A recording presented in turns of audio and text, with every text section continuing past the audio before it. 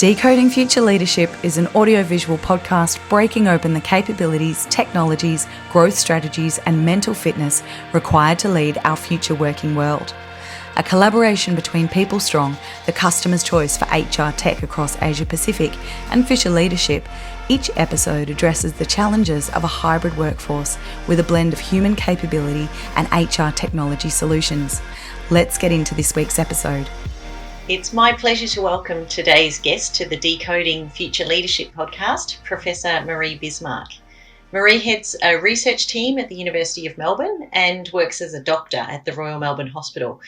Her new book, sharing first-hand stories of the impact of COVID on the wellbeing of healthcare workers and the response of employers, is due for publication in February. It's a pleasure to have you on the show today. Welcome, Marie.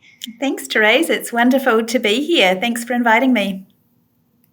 So to start with, could you tell us about your research, where the topic came from and how many respondents you had? Yeah, so I've had the privilege of being an investigator on the Australian Frontline Healthcare Workers study, which is led by doctors and academics. So Natasha Smallwood and Karen Willis are the two lead investigators. It's one of the largest studies in the world of the experiences of frontline healthcare workers during the pandemic. So we sent out a survey during the second wave of the pandemic in Australia, and nearly 10,000 healthcare workers responded. That's amazing. It's been an extraordinary couple of years, and I think there's been a bit of a spotlight on healthcare workers around the world, people going out and clapping to their support. But as a public health physician working through healthcare through the pandemic, and I think working to support mental health as well, and living through 6 Melbourne lockdowns, what was the most surprising finding for you in the research? It was a huge research study, and I think for me, what was so moving was how shared many of these experiences were for other healthcare workers. So as I began to analyse these thousands and thousands of stories, I felt a really profound sense of connection that my experiences as a doctor working through the pandemic had been experienced by so many others in the health sector. So we heard from people in all different roles in the health sector, so everyone from hospital cleaners through to primary care nurses, through to geriatricians working in aged care, through to infectious disease specialists, emergency department nurses. So I think it was one of the real strengths of our study is that we heard voices from so many parts of the healthcare sector, and the extent to which there was this really deeply shared experience during the pandemic. So did you see that when you were looking at the themes that were coming out, there was that sense of the collective humanity, regardless of whether what their role is in the hospital? Is that right? Yeah, absolutely. So there were some really strong themes. Some of the really interesting themes were around self-care. So as healthcare workers, we were inundated with well-meaning messages to look after ourselves and to take a break and to get enough sleep and to see our GP. And I think as a healthcare worker, sometimes those messages really fell flat. You know, when people were so exhausted from providing clinical care, you're going home to try and homeschool children, you're dealing with the distress of being separated from family, trying to find the time for some of those self-care activities was just about impossible. And so what many of the healthcare workers said to us is that if you want to care for healthcare workers, you actually need to look at the system that they're working in, and that instead of suggestions to do a lunchtime yoga class, it would be much more helpful to actually have adequate staffing or to have the ability to take a day of leave or to feel confident that you had enough personal protective equipment that you weren't desperately worried about the safety of your family when you went home. So for many healthcare workers, they were saying, we don't want another wellbeing app. What we want is a safe workplace. And so how important do you think the individual stories are to create systemic change or inform? As a researcher, I always think that you need the combination of the data and the stories, and that really the way to influence change is by having both. That you need the evidence, but also that human connection. And our study really does both. Oh, I'm so sorry. There's a code in the hospital where I'm working at the moment. That is okay. That's life, I think, Marie. So that was a code grey in the hospital I'm working, which means that there's some kind of a threat of aggression somewhere in the hospital, and that has actually been a theme of the pandemic, that there have been increased rates of occupational violence in hospitals. I think in particular the visitor restrictions have caused a lot of distress among patients and family members, which sometimes spills over onto the healthcare workers working in the system. To come back to your earlier question, I think our study really provides both the quantitative statistical evidence about the distress that healthcare workers have experienced, and also the very human stories that we can all relate to. So, for example, in terms of the statistics, we found that more than half of the healthcare workers had clinically significant levels of depression or burnout or post-traumatic stress symptoms. But then when you read the stories, you really see the human side of that. So, for example, a nurse whose 5-year-old child was in another country overseas, who had not seen their 5-year-old child during the pandemic because of the border closures. That's, a tremendously raw and human story. People who were supporting patients who were dying to farewell family members over an iPad while they had their own family members unwell in another facility. So not able to visit your own dying mother while you're facilitating these final farewell conversations for patients under your care. I noticed one of the chapters in your book is called Not Being Able to Hug a Dying Patient. And for anyone who's not working in the healthcare sector, I think it's impossible to read that and not to feel a sense of extraordinary respect, I think, for the people who are dealing with this on a daily basis while going through their own challenges with restrictions and that. How do you see organisations actually responding to that? Because giving everyone an extra day off is probably not even possible, even though people are absolutely exhausted, because we still need people to be working in these roles. So how are organisations managing that balance?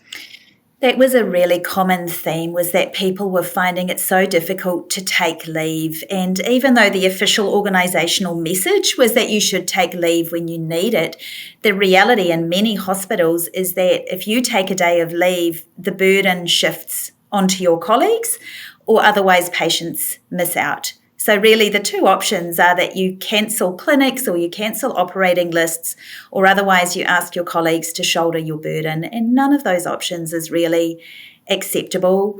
So I think we need to do much better at having adequate staffing to be able to support health practitioners to take leave.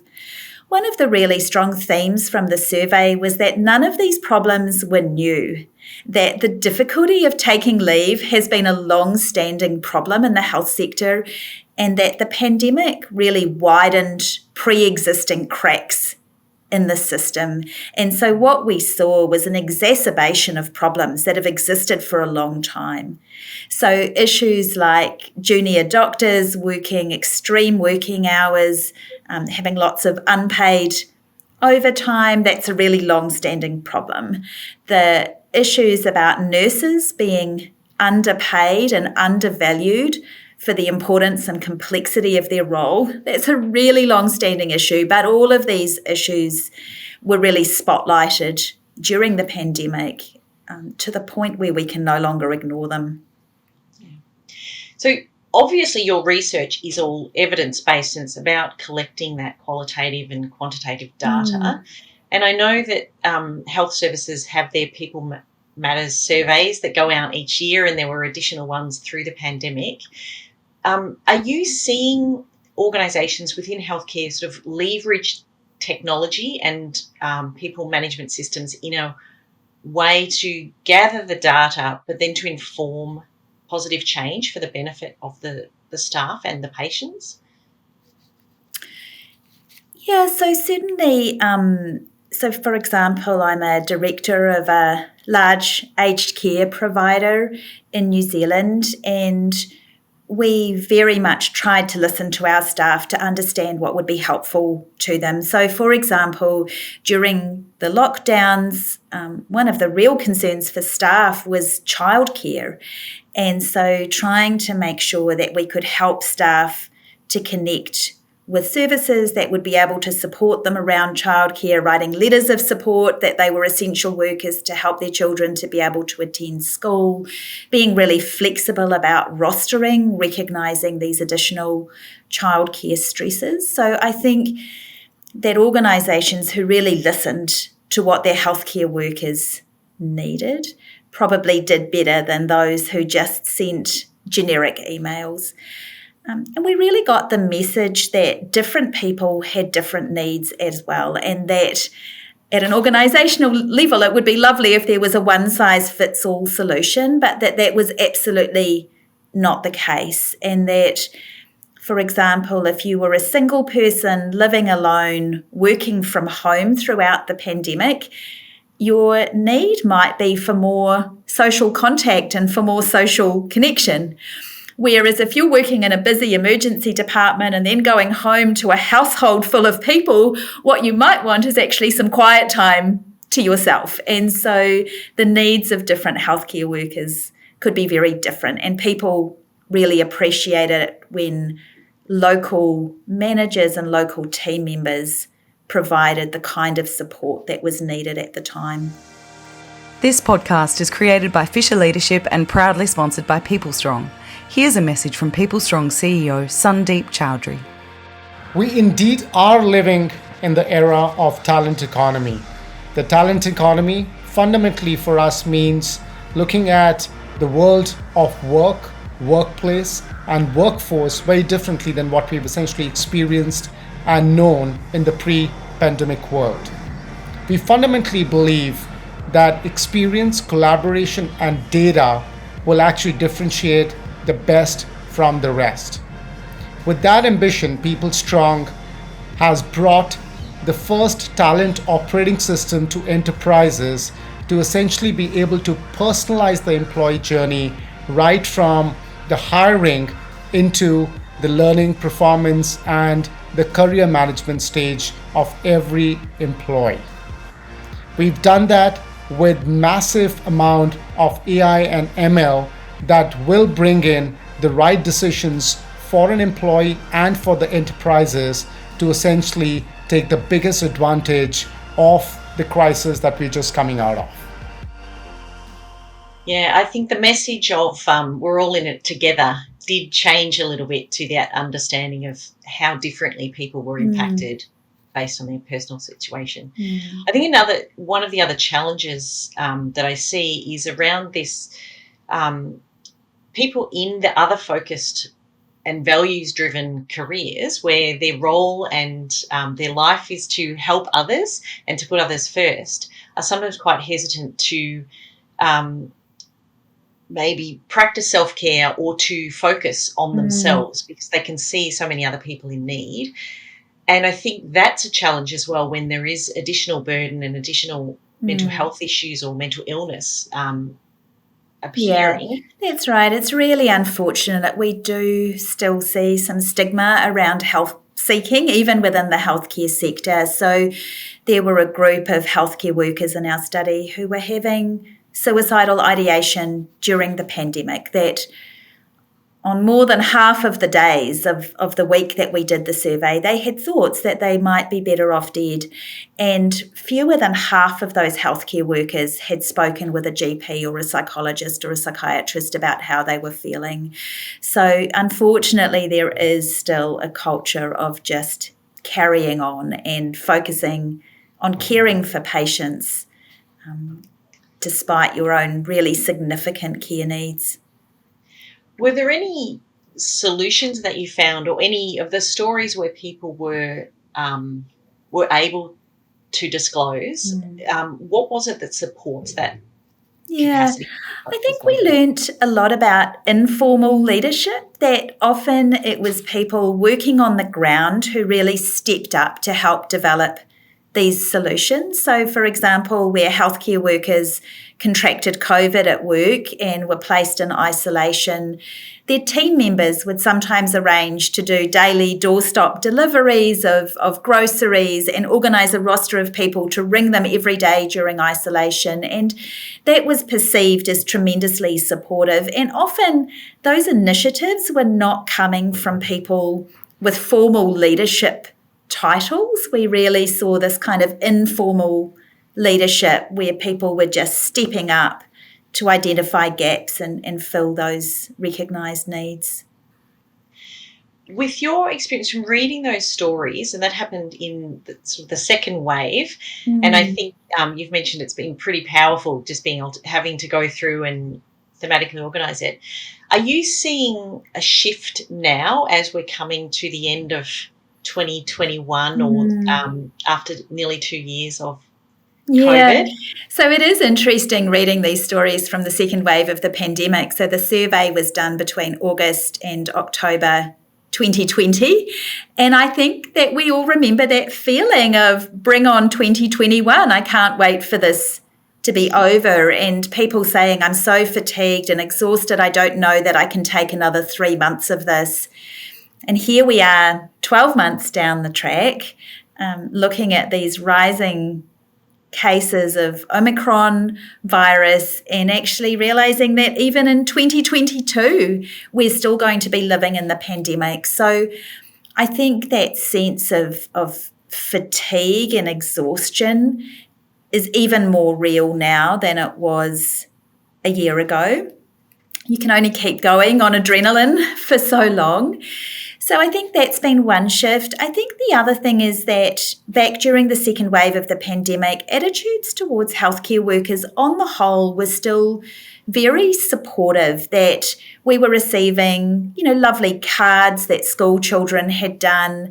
Community groups were donating meals or other tokens of appreciation. And so as healthcare workers, you felt valued and supported by the community. And I think that we have seen some shift in that, with some of the protests that occurred in Melbourne. There were some really distressing experiences that healthcare workers had where people who don't support vaccinations or don't support the lockdowns really became quite aggressive towards healthcare workers and saw them as part of the problem rather than part of the solution.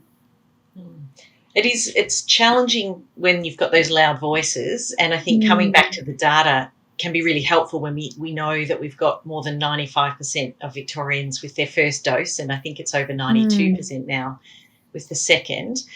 But for those of us who really want to support healthcare workers and are not working in the sector, what can we do that would be useful or helpful? So, the things that really stand out for me, I remember working in a public hospital. I was doing 24 hours of call. So I had been on my feet for 16 hours without a break. I went to make a cup of tea and I realised that all of the cups and milk had been removed from the tea room because they were an infection risk, and I was so close to tears, 16 hours into 24 hours on call. And I opened the fridge, not expecting there would be anything there, and there were these lasagnas from a organisation called Alex Makes Meals. And Alex is a young man whose sister worked in the healthcare sector, and he was worried that she wasn't eating well during the pandemic. So he made a lasagna for her, which extended to a lasagna for her and her friends. And, you know, by the second wave of the pandemic, Alex and his team of volunteers were making tens of thousands of meals to donate to healthcare workers. And I can't tell you how much, you know, a hot, nutritious meal that had been donated by somebody in the community who cared really meant to me at that point when I was so exhausted from being in full PPE all day, working with that anxiety. So those, you know, really practical, tangible measures of support meant a lot. Thanks. So, and with all of those stories and your experience too, what do you think we've learned from the experience? What should we keep and what can we do better? So I think we really need to address some of those long-standing problems in the health sector. So in terms of the way that we staff our healthcare services, the way that we value our nursing staff, the ability to have technology that works, using faxes has been problematic for decades, but when you're in the middle of a pandemic, it becomes even more ridiculous that you're trying to fax information between health services. So I think lots of those long-standing problems need to be addressed. I think we've also learnt some really important things about self-care. So what so many people told us is that the way that they nurture and sustain themselves is not just with individual activities, but with social connections. And so the ability to relate to other people and to feel that sense of social connection is so important. There was a lovely quote from one healthcare worker who was a nursing student, and she said, "Sometimes I just want someone to hug and have a cry with. It's useful being with peer support, but I wish I could just be sad on a couch close to a friend." And so you realise that, we as people, we need that human connection and that social support to be able to thrive and to be able to fill up our tanks. Yeah. It's amazing how the simple things are the ones that come out, a nourishing meal and that connection with somebody else. Yeah. Nourishing meal and a hug with a friend. A hug. Mm. Yeah. And I do think that we need to reflect on the visitor restrictions that we've imposed. I understand that there were really important infection control reasons for doing that, but I think we probably could have been more nuanced and more sophisticated in the way that we imposed those visitor restrictions. I think, for people who were missing out on really crucial life events, I like to think that there would be ways in which we could have allowed them safe access to loved ones. And how do you see technology enabling a more human future of work? Well, the shift to telehealth has been fantastic. People say that within the space of 6 weeks, we achieved as much transformational change as would have taken 10 or 15 years otherwise.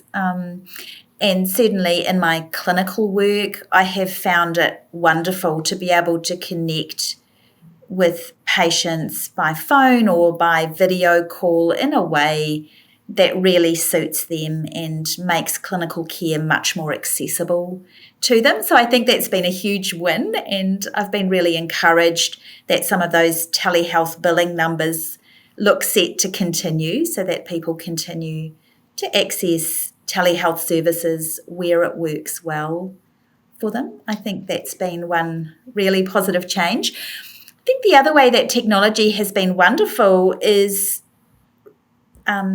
strengthening people's connections with peers nationally and internationally. I think as soon as we were all communicating by Zoom, you suddenly realise that the number of people you could seek advice from was definitely not limited to the people who worked on the same floor as you, that you could actually reach out to anyone anywhere in the world. And so I think that it's made the international healthcare community feel much more closely connected. And we really saw the use of social media with healthcare workers all around the world sharing the latest information, sharing what they were seeing was happening with the pandemic in their own local hospitals and lending that support to others around the world. Thanks, Marie. I think if nothing else, you've helped share a bit of light on the complexity and the messiness and that humanity of what we are still trying to unpack and make sense of in the last couple of years. And I think it's so important to share these stories as a real historical moment as well. So with that sort of a human connection, even with the restrictions of our human connection, and I think using technology but bringing it back to that human level. In I think this week I read one of the articles that you've recently published, and the little quotes from people are just so such a richness of their experience. And I believe that the survey or the book came from your final question in the survey around, is there anything else you want to tell us? And there were 250,000 words that people decided they wanted to tell you. We were really shocked. Usually in a survey, that final question, is there anything else, just gets skipped over. And as researchers, we were astonished by the depth and richness and power of stories that people wanted to share with us. And you're right, we had over 250,000 words of responses when we asked healthcare workers, is there anything else you want to tell us? I want to give you that same opportunity now. So as we finish up the podcast, is there anything else that you want to tell us? Just that it's been an incredible privilege to be able to do this work, and despite all of the difficulty and the exhaustion and the uncertainty, I think what keeps healthcare workers going to work is that really profound sense of purpose and contribution, and knowing how much our patients have needed us during this pandemic. And when I look back on this time, there's a lot of tiredness and a lot of distress around the separation from family and friends, but also a profound sense of gratitude to be a healthcare worker and to have been able to make this contribution. Thank you so much for the contribution on the individual level, but also for the collective and the voice. I'm really looking forward to getting my copy of the book and to reading all the stories, and I hope you have a really rejuvenating end of the year and you get back to family in New Zealand for a while and get to hug all the people that are important to you. Thank you so very much, Professor Marie Bismark. That's it for today's episode of Decoding Future Leadership. Thanks for listening. We'd really love to hear how your workplace is combining human capability and HR technology to redesign our hybrid working environments. Please like, comment, share and subscribe to help us create a world of difference. Brought to you by People Strong and Fisher Leadership.